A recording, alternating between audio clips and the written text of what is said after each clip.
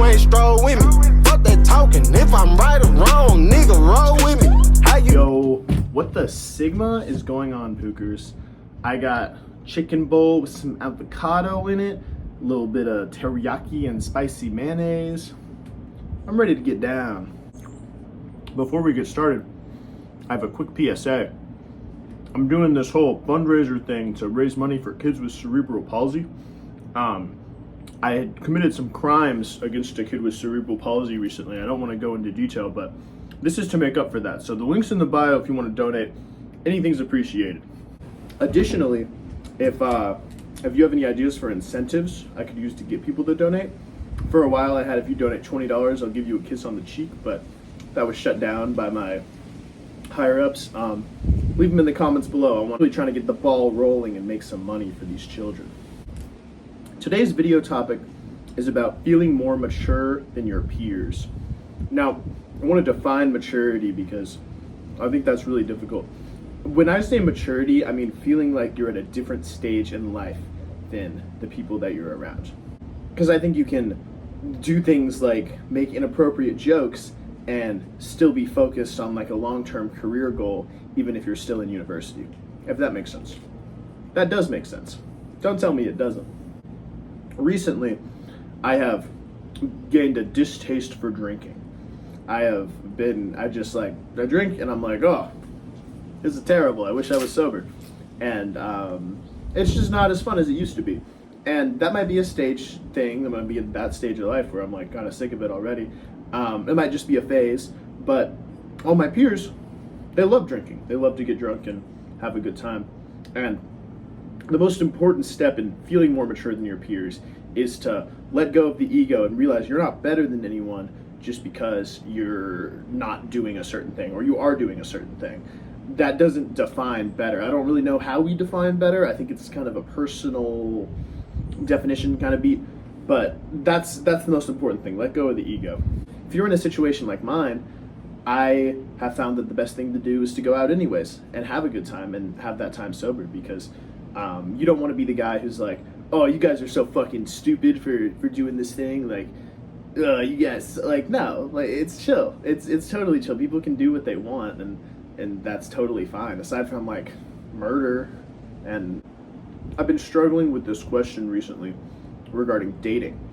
I've been asking women on dates to various levels of success, and I found that what I'm looking for is someone to ultimately grow with.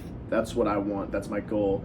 And I think that could be rare in this 20-year-old demographic. I mean, not as rare as you think, because obviously everyone wants it, but it's a matter of making it into a priority.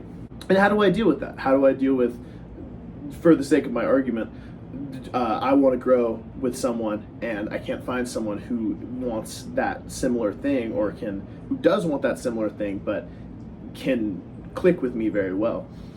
And the answer is to just like wait and figure it out. Like, just because what you're doing isn't working doesn't mean that it won't work. If you're true to yourself and you're doing what you want to do, then you got to just keep going with that and evolve it and make it better and grow on yourself, because eventually when that person comes around, you want to be ready. You don't want to have to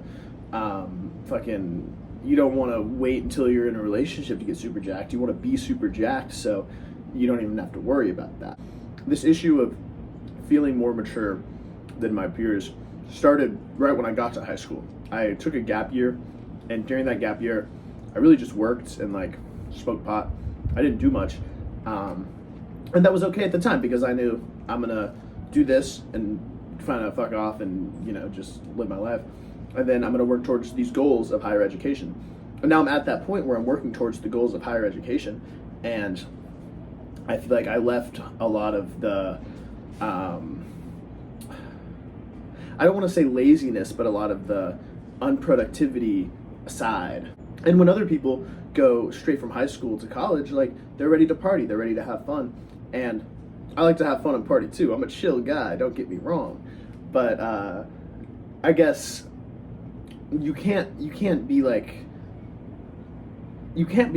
like surprised when people are, that's what they want to do. Like that's chill. And some people aren't as concerned with what the future is going to look like, and I think there's a beauty in that, of living in the moment and kind of figuring things out. Personally, I like to kind of think about, where is this action going to get me? But that's just what I do. I'm not better than anyone for that. That's just what I do. And it sounds like I'm saying, oh, I'm really great, but I'm not better than you for it. Like, I guess that is what I'm saying, because I am really great, and I know that I'm really great, and I know that all of you are really great too, and everyone's great in their own respective categories and their own visual encompassy. I guess what I'm saying is, when you feel like you're more mature than your peers, it's important to take a step back and realize that whether that's true or not isn't important. What's important is making sure that you're living true to yourself and still being able to get along with people. Because if you have this crazy fucking rhetoric, and you have like David Goggins' strict workout schedule, and then you grind school and you're so focused on the future, like, that's great, but you're gonna have to make that sacrifice of people not being on your wave and not being able to relate to people in a sense.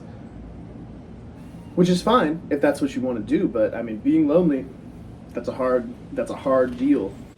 I've experienced a lot of feeling lonely, generally, and I mean, to not feel lonely, you need to accept yourself and also accept other people for who they are. And once you accept someone for who they are, once you accept someone for who they are, you can make that decision of, is this someone I want to spend time with or not? And people get mad when you psychoanalyze them. People really hate that. I love psychoanalyzing people. I do it in secret. And I think that that's chill. I don't know, pookers.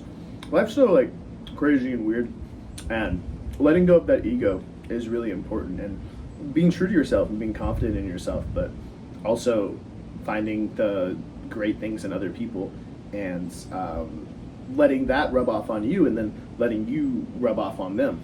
Pause. The one solid argument I have for feeling a level of maturity than my peers is, I'm over drinking. I don't like what it does to my body. I don't like whatever. But just because I don't like it, like, that doesn't it doesn't make it valid. Like, sure, it's like bad for you, but a lot of fucking shit's bad for you. So you can't hone in on that. But I take this feeling of, I feel like I am farther along developmentally than some other people, and I use that to push other people forward and lead. I think that's the best way you can apply yourself. There's this Gandhi quote that it was like in a school project. It was something stupid, but the best way to find yourself is to lose yourself in service of other people. And I think that's pretty valid, because I mean, these days I'm just all about like, fucking, I'm doing this charity shit. I'm fucking at the nursing home. I'm trying to lead this fraternity that I'm in, and I'm totally cool with it. And it's hard, it's challenging, but like, I ain't gonna give up. Life's hard, but I'm harder. I'm throbbing at the tip with so much love and insight and everything to give to people. And that's, my insight's not more valuable than anyone else's. It's just, my insight is mine. My insight is mine, and it's special because it's mine, and I would love to share that type of business. Fuck. All right, I'm putting y'all in between my legs now. Oop, my leg's shaking. I'm anxious. Being anxious is chill. That's part of life. Normalize anxiety.